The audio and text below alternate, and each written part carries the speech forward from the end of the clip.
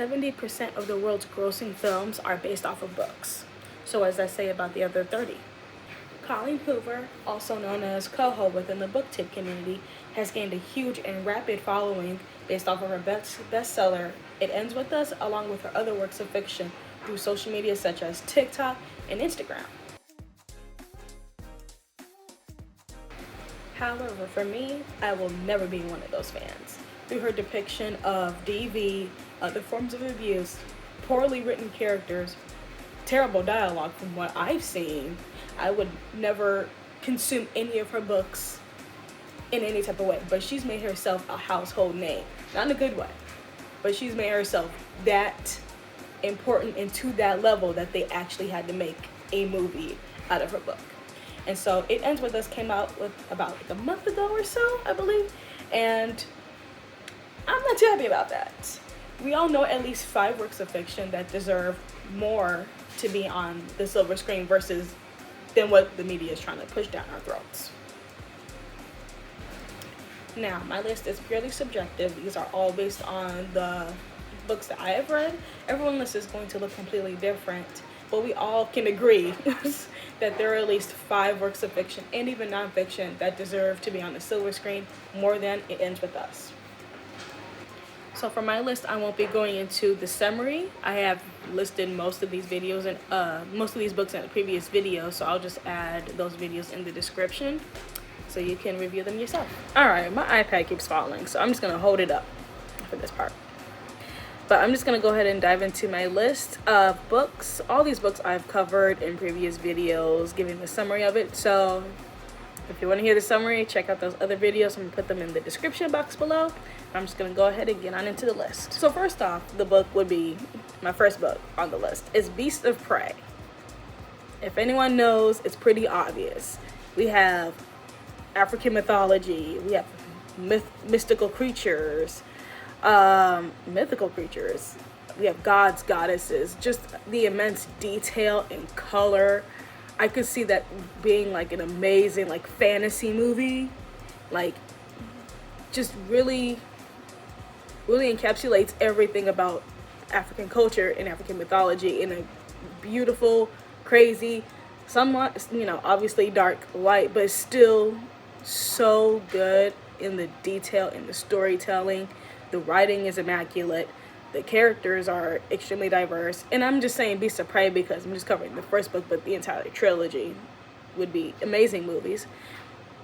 And it would just really show so much of Africa, pretty much, and just different verses from what we have seen in Hollywood before, because we know Hollywood has a lot of whitewashing.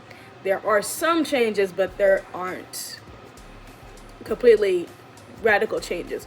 So I feel like Beasts of Prey, the trilogy in general, would be an amazing start to showcasing, minority work and having a whole cast of Black people besides like Black Panther, but having a lot of African actors and actresses, having the movie based in Africa, like actually filming in Africa, and just really encapsulating the culture and the mythologies and everything that we have lost, especially for African Americans, everything we have lost coming to America and losing connections to the country that we were born into. I meant country that we came from. Like that.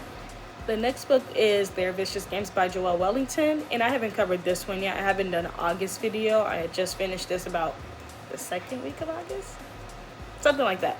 So this book follows Adina Walker, who wants to go to, I believe it was like she wants to go to Yale, and she loses that chance after an incident with some girl within the school. And so she goes to this big event called the Final, where these girls compete to have their last chance, or like have a chance to be supported by this really rich family so they can get everything they want when they get out of school, to have school covered and paid for, that type of thing. But she's a Black girl, and she was like, this is like my last chance to get it right after I lost myself within the moment. She lost her spot in Yale, So now she's really trying to get her spot back and get the future that she knows that she deserves.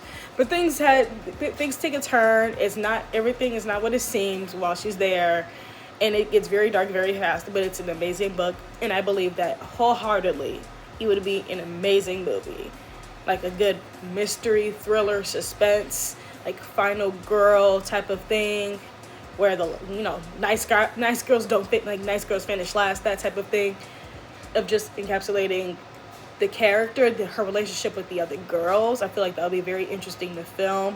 Her dynamic with the other girls, the girls' dynamics with each other, the dynamics within the family, because there are some scenes within the book that Adina, the main character, she's not supposed to be seeing what she's seeing. So she's like, behind a closed door.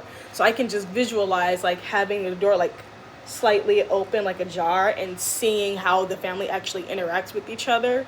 I feel like that would be an amazing scene to see, especially like in a grand room, obviously with books, or like a huge office. I want to see it. I want to see like a huge mansion, a whole bunch of girls fighting. Like I want to see this as a movie. I feel like it'll be an amazing movie. It was an amazing book. I'll cover that in a separate video, but I believe it honestly deserves to be on a silver screen.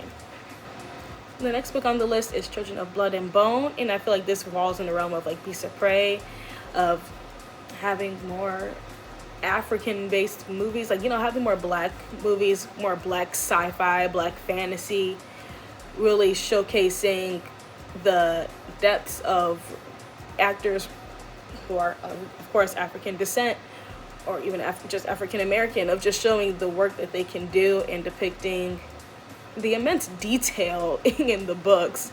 I already know that Tomi Adeyemi has created Children of Anguish and Anarchy, and then Vengeance and Virtue. I already know she has those works. I haven't read them yet. I already know they're going to be amazing, so I'm already set for that trilogy to be made into movies as well. I just want to see more of that in media. I want to see that more in movies, of just more black people doing other things. I want to see more like black fantasy. I want to see like African mythology. I want to see more black fantasy. I just want to see the detail, the culture, the languages that, especially for us African Americans, that we have missed out on, and really connect to these works of fiction.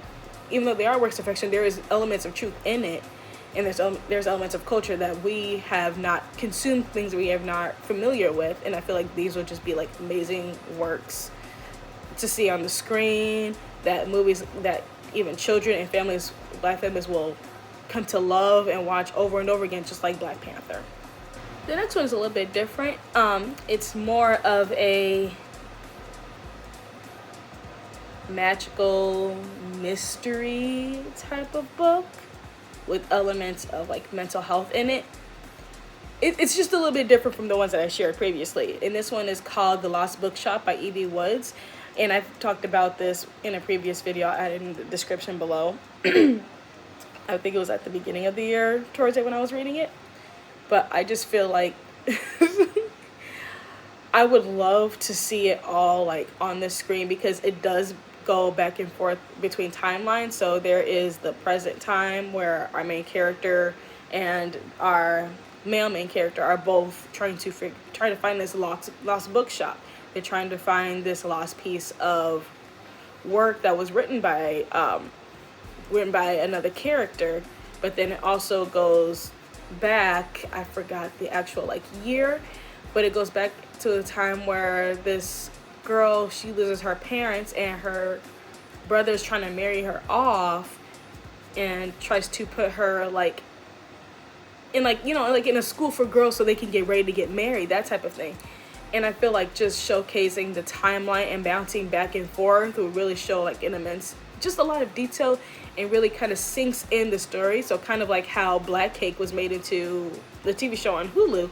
I haven't read the book, but watching the show, I'm like, I want to read it, because just seeing the timeline and seeing how the characters are all integrated into the current, the most present timeline of with the mom passing. I feel like just like with that, The Lost Bookshop will really showcase so many different elements of mental health back then, the culture and societal pressure for women to get married at a young age, like at 13 and 14. She's at this school and other girls are being like forced to get married like very soon, depicting how men at the time were always in control. I mean, we're trying to change that, but they had so much power in the family and so much power over their own siblings, especially if they were women, and what they were able to do with whatever they were capable of doing. I just believe it would be like an amazing movie. The main character has her own challenges that she's going through, and there's a scene in there that I would love to see it as a film as it's happening. I don't want to give it away. And towards the end too as well, when the main character and the female character are like really connecting the dots, I want to see the images. I want to see it all like really come together. I believe it was an amazing book. It was an amazing book to me. And it was just really powerful, and also just very interesting to see a male character really just like, I'm really just really looking for this book, this really important book. I feel like it's a lost piece of history. Just like that kind of element is a little bit different for me. And I just really loved it. I feel like that would be an amazing movie. All right, the last one on the list is One of Us Knows by Alyssa Cole. This one came out this year. I forget what month this year, but I recently finished it. I think back in like, we're going into September now, August, maybe like June or July. I think that's when I read the book. I can't remember. I've read a lot of books in this time, but I think I did cover it in a previous video for a summary. If so, I'll add it in the description below. But I'm just going to do a brief little overview if I haven't, or if you want to skip it.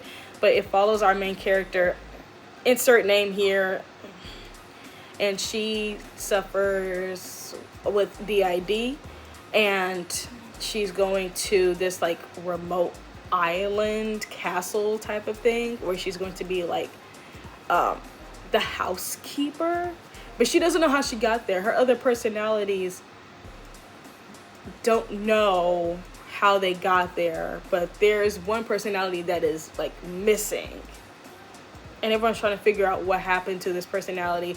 Why are we here? What's going on in the first place? I feel like just showing not only the cover of the book, like actually seeing that in a movie, I think that would be really cool.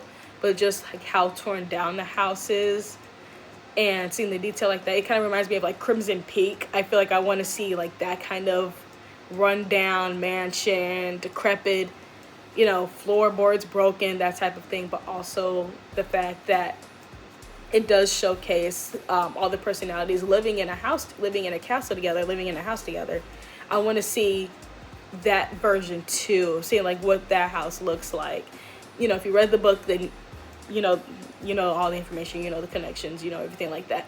But just showing that house as well too, and how the other personalities visually look too. There's obviously the description in the books, but seeing them in the movies and seeing them like as different actors and really showcasing that those with DID, these personalities are completely different people. They're not all like women, they're not all men. Some of them might be a white man personality, and someone can also have another personality of like an Asian little girl. Just showing that diversity and the multitude of having those personalities and how they all integrate with each other, and showcasing how these personalities take over, because they like take over by going through the door.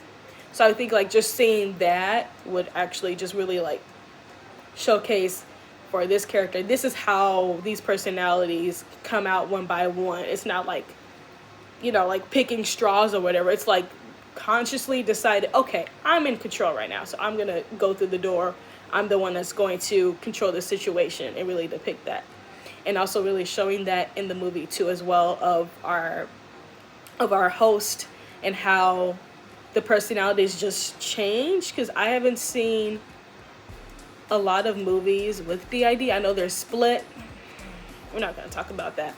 But there's not a whole lot of movies with DID, and showing how it is depicted, how it's conveyed, how it comes, how these personalities come about.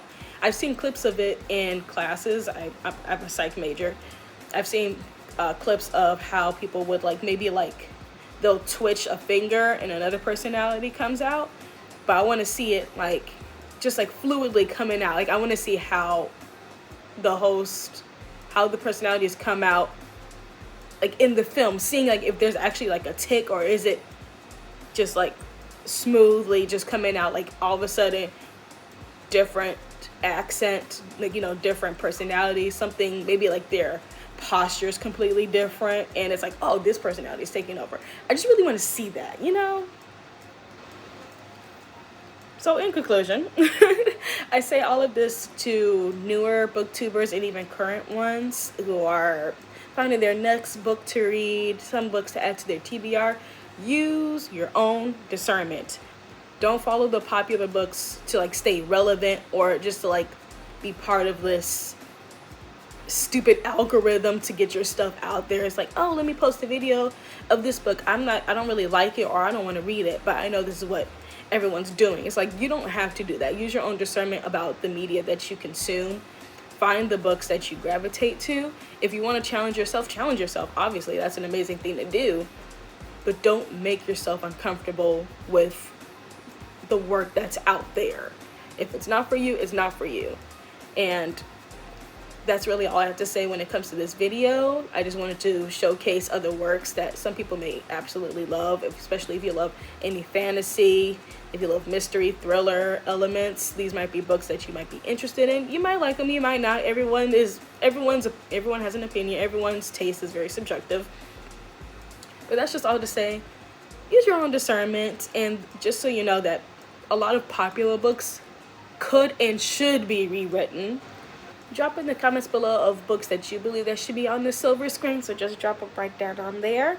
You can check out my other videos if you love to hear people talk about books, opinions on books, and also writing books. If those are things you're interested in, check out my channel, check out some other videos, comment your books that you would love to be put on the silver screen. Until next time, bye.